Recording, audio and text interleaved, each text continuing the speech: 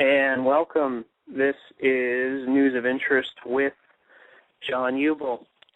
Today I'm going to be talking a little bit about survival training and survival schools because it seems to be an area that has been increasing in interest with people who just want to survive. Especially in these days with our rapidly deteriorating economy. We're having hundreds of thousands of people thrown out of work each month, and there's just a growing concern out there of how people are going to be able to continue to feed themselves and keep shelter for themselves and for their families. Now, over about the last maybe 12 or 14 months, there's been a new show that had come out, and it's called Dual Survival with Dave Canterbury and Cody Lundeen. And both of those men, they have different schools in their respective states. Cody Lundeen runs a school out in Arizona, and Dave Canterbury runs the Pathfinder School in Ohio. And he also offers some classes in North Carolina, Louisiana, and a few other states. Now, you can read all kinds of different things online about survival and bushcraft and wilderness self-reliance, but if you don't get out there and actually practice it, then it really doesn't do you a lot of good in an emergency situation. So there's actually a lot of other schools out there as well. If you're interested in trying to find a school in your area or in your state, all you have to do is type in survival schools or survival training in Massachusetts or Arizona or Ohio or Iowa or anywhere else, and just do a Google search on those key terms, and there should be a survival school somewhere in your area or relatively close to you. But the one that I'm going to focus on for this segment is the Pathfinder School in Ohio. Now, a few months ago, I actually had attended a different school owned by a gentleman named Byron Kearns. He runs a survival school up near the Ocala National Forest in Florida, and it was a good experience, and I got a lot out of it. But most people don't live in Florida, so for those who don't, there's other schools in their areas, and there's also a correspondence course that's been put together by the Pathfinder School. And what it is it's about 30 lessons that you do in blocks of 3, and there's 10 separate phases to it, to the Pathfinder system, and you go through and you do each phase. And it gets into how to build shelters and how to skin animals and make cordage and wilderness first aid,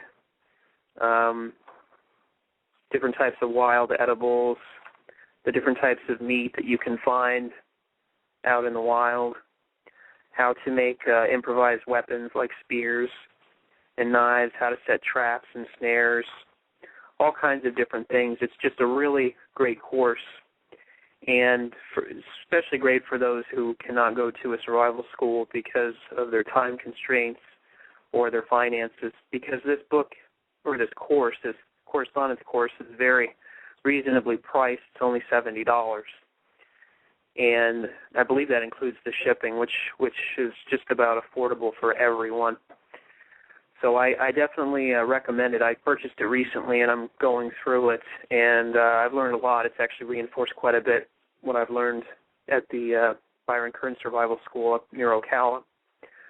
So for those of you who actually live in Central Florida or live in Florida who would be interested in attending Byron Kearns Survival School, I have a link for that on the info page for this broadcast. You can go and find it there. It's also ByronKearnsSurvival.com. That's all one word. Now, There's also a lot of other information on survivalism out there. You can find quite a bit on YouTube. One of the channels which I like personally is called Bushcraft on Fire. That's one word. You can either do a YouTube search on that, or you can go to youtube.com/bushcraftonfire. Now, the types of videos that they do, it focuses more on bushcraft and not so much survival. And while those two areas pretty much overlap, they're not actually the same. Now, some of the types of videos that they have on the Bushcraft on Fire's channel are videos about how to build an improvised shelter. They call it a semi-permanent shelter using sticks and rocks, and that one video is actually 3 or 4 parts, and they actually show you how to install a wood-burning stove in it. It's very, very informative, and it's something that a lot of homeless people in America right now would certainly benefit from. They also get into, one video in particular was about how to make a Chippewa kitchen. It was an outdoor kitchen, and how to set the logs for it and construct it. It was very educational, and that's a personal favorite of mine. I definitely recommend it. But they also have, I want to say 40 or 50 other videos on bushcraft topics. Some of them are on survival, but most of it is on bushcraft. But it's definitely worth checking out. So what I'm going to do is I'm going to take a short break, and then when I come back, I'm going to talk a little bit more about survivalism, and the reasons to learn more about it. And I'm back. Now, a lot of people might be asking themselves, why should I learn about survival? Why should I even worry about it? Well, you have to ask yourself, do you believe that the government is always going to be there to take care of you?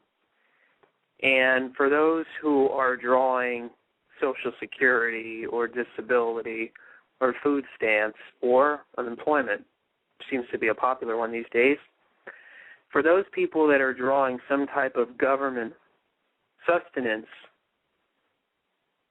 do you think that you'll be able to continue to draw that?